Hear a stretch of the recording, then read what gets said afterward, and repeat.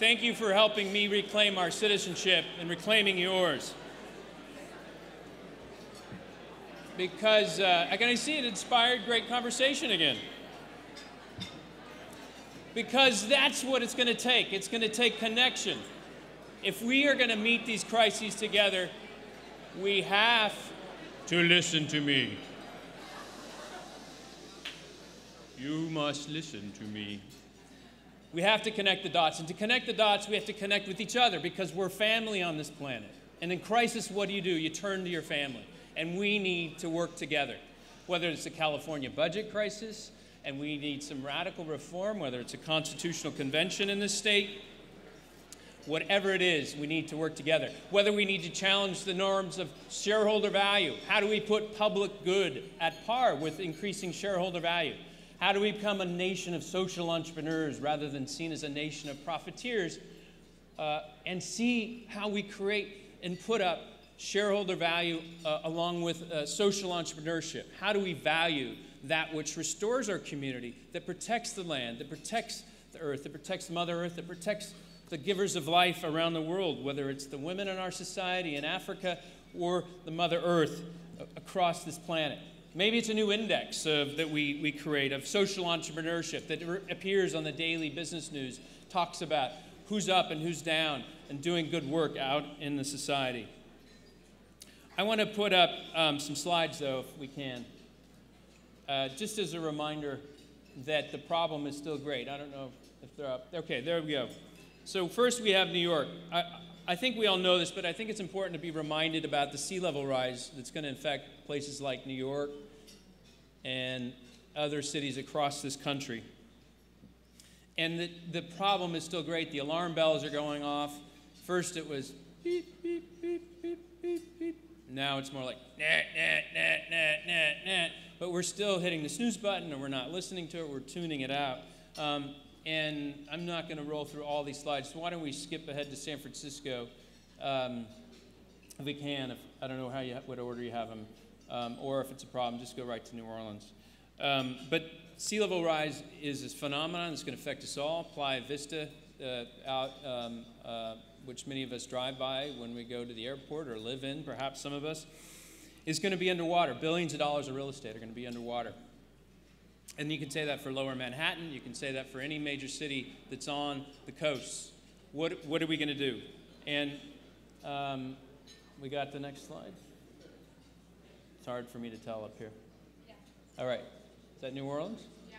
All right. So New Orleans is the front lines of climate change. We are going to lose New Orleans to sea level rise before any other city in America. And I get asked, well, why rebuild it? Well, people are going to rebuild there. They're rebuilding. We've just about finished our next 2 homes in our project there. And we really need to make sure that we see New Orleans as the front lines of climate change. We need to take a stand. Us as a family in this room, as whatever connections we make in the world, we need to see this as a stand we're going to take. And Global Green, yeah, I think we should say that because there's a lot of great people doing great work in New Orleans.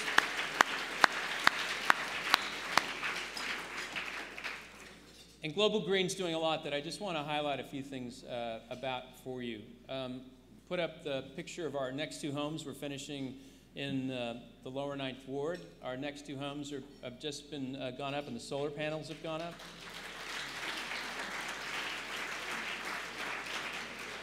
After soft second mortgages, a low-income family is going to be able to get into one of these homes anywhere from $70,000 to $100,000, have no energy bills, and live a radically different life and be part of solving global warming and adapting to the realities of it.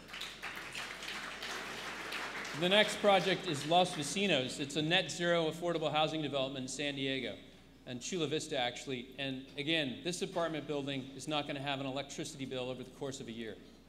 It gets all of its power it needs from the sun. And this is a project that Global Green was the advisor on and made happen with the affordable housing developer.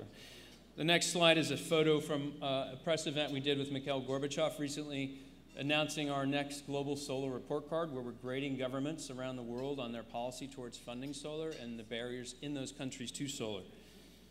And just 2 days ago, there was a New York Times article about Shuchi, which is a little-known place in Siberia where we are helping, the federal government of the United States is helping the Russian people destroy dangerous chemical weapons. And that facility just opened up. And Global Green has been a lonely advocate on this issue for many years in Washington, D.C., and we have never stopped, with the help of Mikhail Gorbachev and people like Dick Lugar and Sam Nunn, to make sure that project got funded and that these dangerous chemical weapons get destroyed.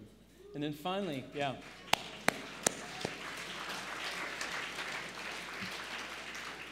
And finally, I wanted to just note Sebastian Copeland, who's in the audience, one of our board members.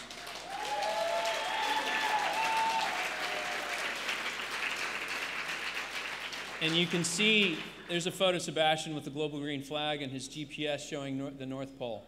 He just came back from the North Pole by foot. He went there to help raise awareness. So Sebastian, here's to you, man. And I say, if Sebastian can go by foot for 45 days, and he told me the stories about how he was having food fantasies for days on end when their rations began to run low. If he can do that, I think we can all make a commitment to reclaim our role as citizens. I think because that's the only way we can succeed at the challenge at hand. So I thank you for your support. I thank you for being here tonight, and enjoy the evening.